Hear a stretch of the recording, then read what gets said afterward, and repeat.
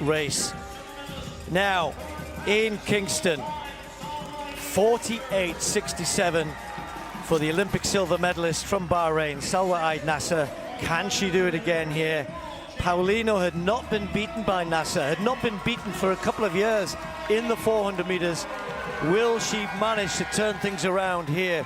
Gabby Thomas was also ahead of her. Gabby now, as we know, moved down into the short sprints. Then we throw in some new challengers. Alexis Holmes has been here as a racer with Nikisha Price in there 5 and 4. So Alexis knows that in the middle lanes they've got a slight advantage over the challengers, particularly Amber Anning, who we're going to see in a second. There's Nikisha Price. Was only 8th in Kingston in that incredibly fast race, so she'll want to turn that around. So the world indoor champion from Great Britain, been based in the US for quite a few years now. Good 200-meter runner as well. Was disqualified actually at the European Indoor Championships. A real shame that was for lane infringement. Then Stacey Ann Williams, she must look at the times and go, well, I'm pretty good. I've run 50 flat in my career, but that makes me the slowest in this field. Not by much. Then Whittaker on the inside. Actually ran an 800. I'm always curious about 400-meter runners at 2.2 this year. Really? Okay. This is a walk in the park for her, yeah? It's impressive. Yeah.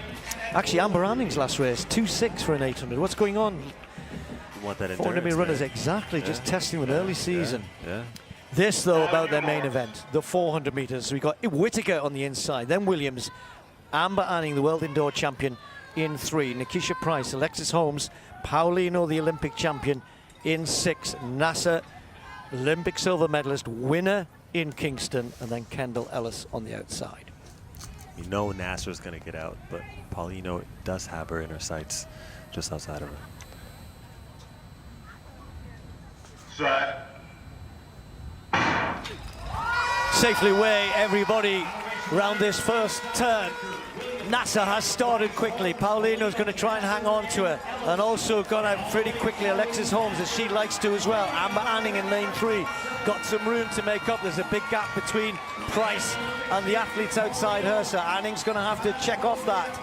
Now, look at this. Nasser out there in lane 7 has gone through the first 200 meters incredibly quickly. Paulino hanging on. Holmes is right there. Amber Anning looks as though others are starting to chase her down. Whittaker has really come through in lane 1, and as that stagger starts to unfurl, we'll put her perhaps in 3rd. But it's Nasser against Paulino. Paulino fighting, trying to get there. Has got the momentum. Here she comes. The Olympic champion is going to get the win this time. Paulino, 49.21. Holmes maybe hung on for 3rd place there. Very tired in the last 20 meters. She had to too do hard, too fast, what do you think? Very quick through that first 200. Well, the thing is, she knows that Nasser's a closer, so she knows that she's coming. And like I said, she had to come out here and establish herself. She put the finger up at the finish line just to let y'all know, look, don't forget, I'm still that girl. And you know what? I think it was important for her to maybe lose because she'd been winning so much. So Nasser had to kind of dash that cold water in her face, be like, well, who are you? And she showed us who she is today. Time? I mean, we've had such a day today. I mean, that was about a race, though, wasn't it? As you said. You know, I'm just looking at the time right now as we're speaking because I was caught up in the race. Yeah. It was a phenomenal strategy. Just she stalked her around the first turn and just made sure she stayed close. She knew she could close on her edge. It was a fight in that finish line. 49.21. You break 50 point. It's respectable. We know what she can do. Like I said, she came to the home straight away, and you can see all that is a fight. And you can just see that, you know, Nasser obviously broke down, and she could probably hear the footsteps. And athletes do have that feel for the athletes that are around them. Yeah, a little bit disappointing for the world indoor champion. You can see that Amber Anning in lane 3. Yeah, not the best finish for her, but lesson learned. And she lined up and... Okay, so I mentioned, you can just look at Paulino's face that she is fighting for this finish. You are not beating me today. Nasser got really, really big with her arms, obviously getting very, very tired. But Paulino now knows that her speed is where it needs to be. She knows that she's going to have the strength. And she actually knows that Nasser's not going to beat her in that 200. So going into that, she's got confidence to just win the whole thing and get herself a slam championship. Yeah, just by contrast, at 200 meters, NASA was 3/10 ahead. And, that doesn't sound like a lot, but in it, if it was a flat 200 meters, that's a long way. It's a long way. Those tenths mean something. Well, MJ, a very happy spectator, and I'm sure a very... Hey, what's up guys? Welcome and welcome back to this YouTube channel. My name is MC Kajambi, and this is my track center. And guys, I want us to look at this race in which Mary Lady Paulino's victory of the 2025 Grand Slam comes in as a shocker to the rest of the world. And this is just to highlight how the Dominican Republic or Republican is doing excellently and becoming consistent in winning, especially on these short distance races. There is the 200 and the 400, how she is gaining the consistency and the momentum and rising up against the usual top countries. And guys, her victory at the Grand Slam comes in as a shocker to this to her rivals, as she clocked 49.9. So guys, the race unfolded with characteristics and intensity as Paulino faced a field that tested her from the gun and forcing her to summon both physical power and mental composure.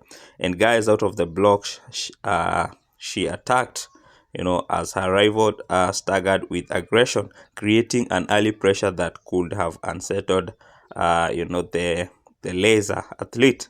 But Paulino remained composed, keeping her stride fluid and measured through the opening 200 meters. And my people, things stand different as they entered the backstretch. The gap was marginal, with the challenger holding a slight lead, but Paulino's trademark patience was evident. She did not panic, guys, and or burn the unnecessary energy. Instead, she executed calculated build up and leaning into the curve with smooth mechanics and setting herself up for the decisive moment. And guys, it was at the final straight that Paulino's champion qualities shone brightest, with the crowd roaring and her rival digging deep into to try and maintain the lead. But Paulino began to surge her long, powerful strides, eating up the track with precision and rhythm. And meter by meter, she closed the gap, her endurance and strength providing superior when it mattered most. And the finish, guys, this was thrilling, with both athletes diving. That is the laser, from the second, the first runners up, and through the line almost shoulder to shoulder. But Paulino's dip gave the edge, the stopping the clock at 49.29 to her rivals at 49.33.